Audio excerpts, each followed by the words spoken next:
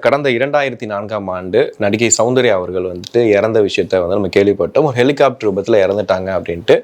அது ரொம்ப பெரிய விஷயமா ஒரு இதுக்காக போயிட்டு வர வழியில் அப்படி ஆயிடுச்சேன்னு சொல்லிட்டு ஒட்டுமொத்தமாக இந்தியாவில் நிறைய இடங்களில் கூட பற்றி பேசியிருந்தோம். ஒரு பெரிய நடிகை திடீர்னு இறந்துட்டாங்களே அப்படின்ட்டு. ஆனால் இத்தனை ஆண்டுகள் கழித்து இப்போ வந்து அவங்க இறந்தது விபத்து கிடையாது, அது கொலை. அதுவும் குறிப்பாக ஒரு நடிகர் பண்ண கொலை அப்படின்றதையும் சொல்கிறாங்க. பின்னணி என்ன சார்? இல்லை, சௌந்தர்யாவை பொறுத்த வரைக்கும் தமிழில் பொன்னுமணி அப்படிங்கிற ஒரு படத்தில் அறிமுகமாகறாங்க. அறிமுகமானதுலேருந்து அப்படி பீக் தான். பார்த்தீங்கன்னா ரஜினிகாந்த் அவர்களோட அருணாச்சலம், படையப்பா அப்படின்னு அருணாச்சலம், படையப்பா வரிசையாக அவங்களோட ஆமாம், கமலோட காதலா காதலா இந்த பக்கம் வரிசையாக அப்படியே hit back to back hit கொடுத்துட்டே போகிறாங்க. சினிமாவின் உச்சத்துக்கு போயிட்டே இருக்கிறாங்க. உச்சத்துக்கு போயிட்டு இருக்க நேரத்தை திடீர்னு கல்யாணம் பண்ணுறாங்க. சினிமாவில் பீக்கில் இருக்கப்போ யாரும் கல்யாணம் பண்ண மாட்டாங்க. அது மாதிரி பீக்கு கொஞ்சம் கம்மியான பிறகு தான், மார்க்கெட் போன பிறகு தான் கல்யாணம் பண்ணுவாங்க.